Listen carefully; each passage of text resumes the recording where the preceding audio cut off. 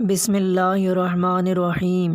ایک بادشاہ اپنی ملکیت یعنی اپنے ملک کی سیر کو نکلا۔ وہ اپنی رعایا کی خبر لینا چاہتا تھا۔ دورے کے دوران اس کی نظر ایک ملنگ پر پڑی جو راستے میں بیٹھا تھا اور ایک دری اور ایک کٹورے کے علاوہ اس کے پاس کچھ بھی نہ تھا۔ بادشاہ نے مزید نوٹ کیا کہ اس کٹورے میں بھی صرف چند چھولے پڑے تھے، پر وہ ملنگ مسکرا رہا تھا۔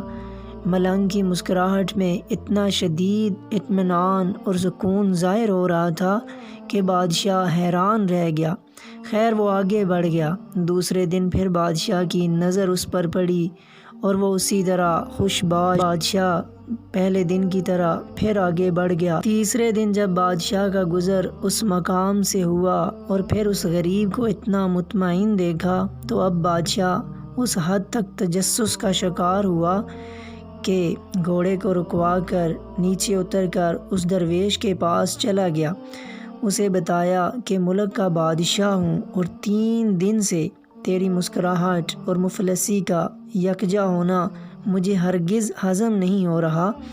آخر ایسا کیا ہے تمہارے پاس جو تمہیں خوشی دیتا ہے؟ میرے پاس پورے ملک میں سب سے زیادہ دولت ہے مگر میں پرسکون نہیں ہوں۔ کیا تمہارے پاس پوشیدہ دولت ہے؟ درویش نے نفی میں سر ہلایا۔ بادشاہ نے پوچھا کہ پھر کیا تمہارا خاندان ہے یا گھر والے جو تم سے نہایت رغبت رکھتے ہیں؟ درویش نے بولا، جی نہیں، میں بالکل تنہا ہوں، میرا کوئی نہیں، میرے پاس ان چھولوں کے سوا کھانے کو کچھ اور نہیں۔ بادشاہ بہت حیران ہوا اور آخری سوال کیا، پھر کیا تمہیں اللہ نے قابل فخر صحت سے نوازا ہے جو تم خوش رہتے ہو؟ ملنگ بولا، جی نہیں، ہرگز نہیں، میرے آدھے دانت ٹوٹ کر گر چکے ہیں اور ٹھنڈ سے میری ہڈیاں درد کرتی ہیں۔ بادشاہ نے پوچھا کہ او بھائی صاحب، پھر کیوں سکون سے بیٹھے ہو؟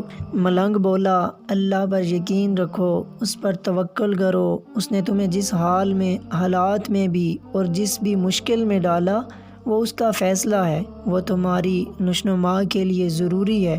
اس کو پتہ ہے کہ تمہارے اندر کیا کمی ہے جو تمہیں دور کرنے کی ضرورت ہے۔